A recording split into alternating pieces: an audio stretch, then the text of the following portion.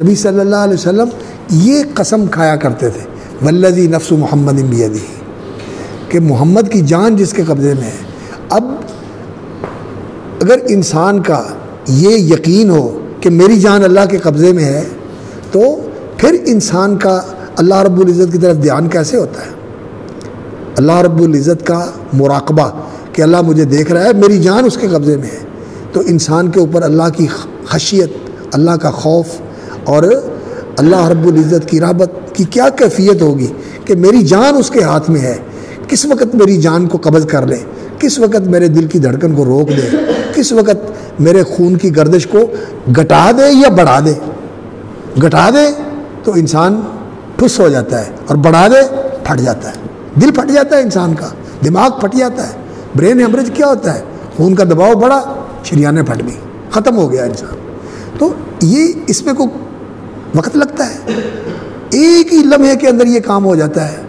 ایسے لوگ ہیں جن کو دیکھا کہ وہ ڈاکٹر نے بتایا کہ خون کا اتنا دباؤ بڑھا کہ دل پھٹ گیا، پھٹ گیا دل پھٹ گیا۔ اور شریانیں تو پھٹتی رہتی ہیں، آپ دیکھتے ہیں کہ شریان پھٹ گئی، کہیں سے پھٹی شریان اور انسان جو ہے نا وہ زندہ لاش بن جاتا ہے، اور 20 سال تک، 30 سال تک لوگ پڑے رہتے ہیں، زندہ لاش کی طرح لوگ پڑے رہتے ہیں۔ ہمارے سامنے مثالیں، اور بڑے بڑے لوگ، الجزائر کا ایک صدر تھا، ترکی کا ایک وزیر اعظم تھا، ان کے بارے میں پڑھا ہم نے، ہماری زندگی کا واقعہ ہے، کتنے سال لاش کی طرح پڑا ہوا ہے۔ اللہ رب العزت نے عبرت کا نشان بنا دیا اس کو۔ ہمارے جاننے والوں میں ایک بیچارہ تھا، اس کی بیوی بڑی اچھی خاتون ہے، اللہ تعالیٰ اس کو سلامت رکھے، وہ بھی ڈاکٹر ہے۔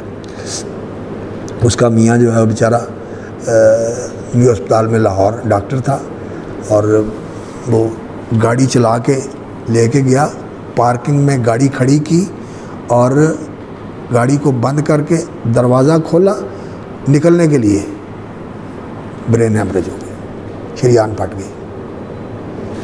وہاں سے اٹھایا، ہاسپٹل لے گئے، 20 سال تک اسی طرح پڑا رہا، 20 سال تک اسی طرح پڑا رہا۔